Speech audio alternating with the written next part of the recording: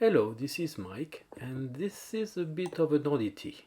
This is a 4 by 5 inches camera, which has been modified aftermarket to have 120 film and shoot 6 by 8 centimeters pictures. This is originally an American Camera Manufacturing Buckeye No. 4. This was produced between 1895 and 1908. So this is about 120 years old. This lever I'm turning here is to lock the sliding of the bellows.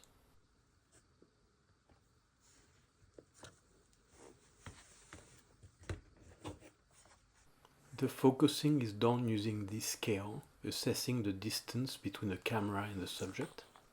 And here is the viewfinder to compose the picture. You can see the tripod on my desk, so it can be rotated to compose vertically.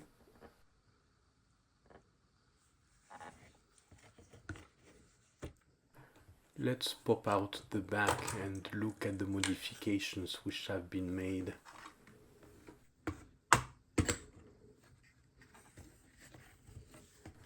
In the original camera, the film spools were housed in the main case on the right and the left, and you can see on the top, I'm going to rotate here, that this is where the knob to wind the film used to be, and here there used to be a shaft to hold the other side of the spool.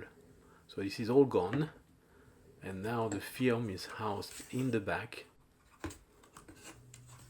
So you see here, this is now the area for the film, 6 by 8 centimeters. And it's not easy to load. You have to slide this panel and then pop out the two sides to have access to the two spools.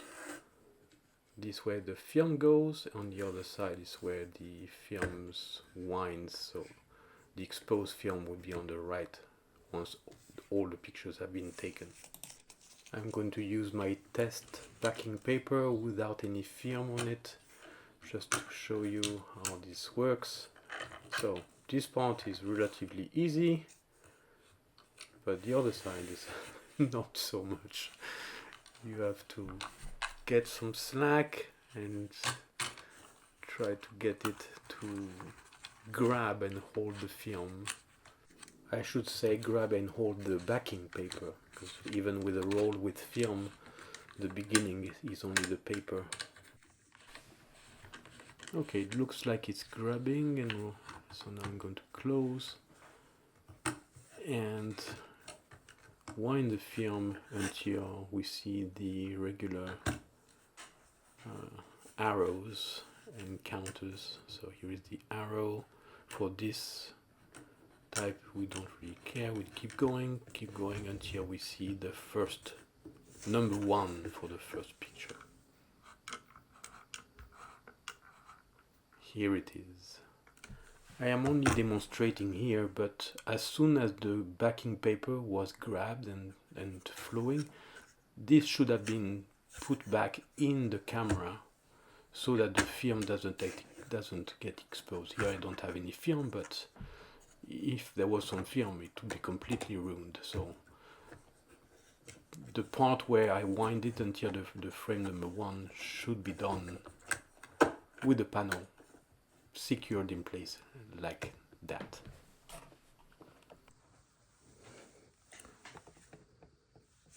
A nice touch is this little lever here, which blocks the film advance.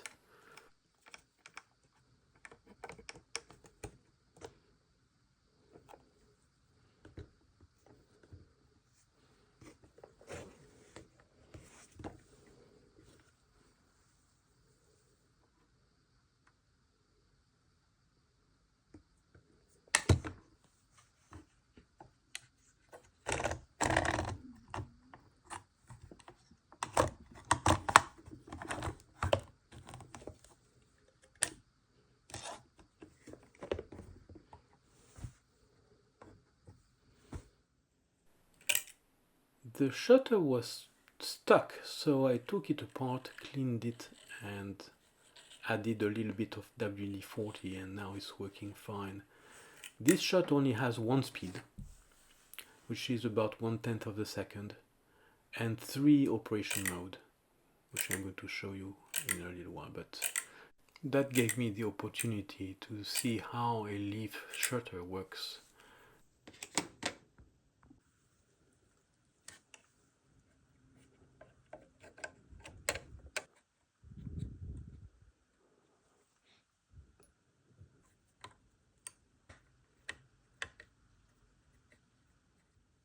So there are 3 operation modes. The regular, instantaneous. This is a bulb, so it stays open as long as I press a lever. And the test, it opens and then closes when I press a lever again. This is for long exposures. So I measure the speed of the exposure in instantaneous. It's about 1/10 of a second. From all the sources and documentation of that camera, it was supposed to be 1/30th to 1/50th of a second. I suppose that over time the springs get a bit less springy and the speed has decreased. But as it is only one speed, one needs to get the proper exposure by setting the aperture according to the amount of light. I suppose people at the time had some charts to be able to figure it out, or just experience over time. The long tube on the left is an air piston for remote release of the shutter, using a tube and a rubber bulb, as you can see in the picture on the top right. The 120-year-old Buckeye No. 4 from American Camera Mfg in Rochester, New York.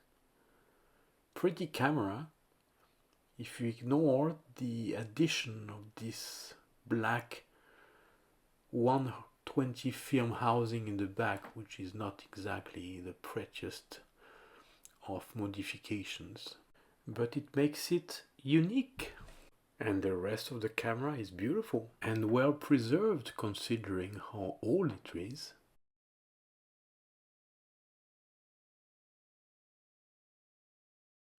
Thanks for watching. Click like if you liked it. Click subscribe if you want to see more content. And until next time, this is Mike signing off.